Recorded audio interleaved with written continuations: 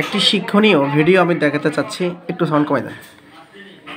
যারা আমার চ্যানেলের সাথে যুক্ত বা আমার পেজের সাথে যুক্ত আছেন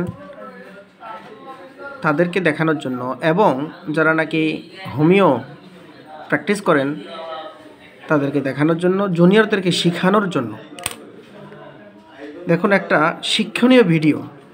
আমার এই পেশেন্টটি ফিমার পেইন, অর্থাৎ যে রান থাই, এখানে যে হাড়গুলো মাসেলগুলো সব ব্যথা করে, হিপ জয়েন্টটা ব্যথা করে, রেকটাল পেইন অর্থাৎ যে রেকটাম পায়ুপথ ব্যথা করে, টাং আলসারেটেড, জিভটা গা ক্ষত অলওয়েজ।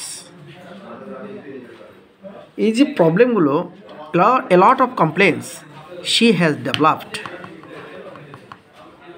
তো আমাকে চিকিৎসা করতে হবে। কথা একটাই, treat the patient not the disease. symptom similarity in every new patient we have enter into new world. Individualisation যেটাকে বলা হয়, ব্যক্তি স্বাতন্ত্রীকরণ, গদবাধা কোনো ওষুধ আমাদের হোমিওপ্যাথিতে নেই, এটাই বুঝতে হবে। তাহলে রোগীর এ লট অফ কমপ্লেন্স, এগুলো আমাদেরকে সারাতে হবে। ওষুধ কী দেব? দেখুন, আপনার শুইলে ব্যথা করে, বলছেন না কথাটা?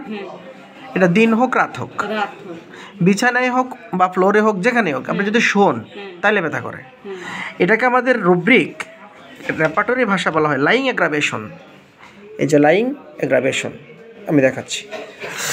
তারপর হলো ঘাম বেশি, অফেন্সিভ হয়, এবং আমি দেখেছি জিভটা একেবারে ড্রাই এবং ইনডেন্টেড। তাহলে এই যে জায়গাটাতে ইনডেন্টেড মানে print of teeth, mercurius solubilis, but dryness is more. তাহলে মার্কুরিয়া সোলোবেলিস এখানে নাই, ড্রাইনেসটা পালসিটিলা কভার করে বেশি, এবং ফ্যাটি। হারিনেস টেন্ডেন্সি আছে, অ্যাভারিসি টেন্ডেন্সি আছে। এই যে আমি সিমটমগুলো লিখলাম, হারিনেস, অ্যাভারিস, ড্রাইনেস, ওকে। আর চিপ কমপ্লেনগুলো দেখাচ্ছি, যে femur pain, hip joint pain, rectal pain, tongue ulcerated. আসো, পিপাসা কেমন? কম, ঠিক কম না? কম। মেন্স ইরেগুলার, অনিয়মিত প্রাকৃতিক মেন্স, এবং পেইনফুল।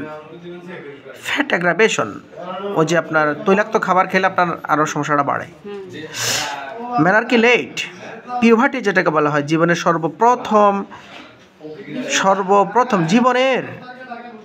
সর্বপ্রথম মেন্স যেটাকে বলা হয়, এটাকে মেনার্কি লেট বলা হয়, প্রায় 14-15 বছরে। এই যে আমি লিখেছি, দেখুন, menarche late, fat aggravation, menses irregular, thirstless, desire for cold food, normal cold food খেতে পছন্দ করে। ওবেসিটি টেন্ডেন্সি, এই যে ওবেসিটি টেন্ডেন্সি লিখলাম। পেশেন্ট একটু দিন দিন ওজন বাড়ার একটা প্রবণতা আছে। এমএল বাই প্রেশার, এই যে লিখলাম, এমএল বাই প্রেশার, চাপলে ওই জায়গাগুলোতে চেপে অথবা মলম টলম দিলে একটু ভালো লাগে, ওকে, সে লক্ষণটা পেলাম। Mind symptom, prefers open air, খোলামেলা হাওয়া বাতাস, উইন্ড অ্যান্ড ডোর পছন্দ করে। কনসোলেশন এমালারেশন, রাগ কিন্তু ভালো আছে, তবে কনসোলেশন এমালারেশন হয়। উইপিং ডিসপোজিশন, ইরিটেবল মেন্টালিটি, প্রেইফুল অর্থনাপরায়ণ, এবং উইপিং ডিসপোজিশন।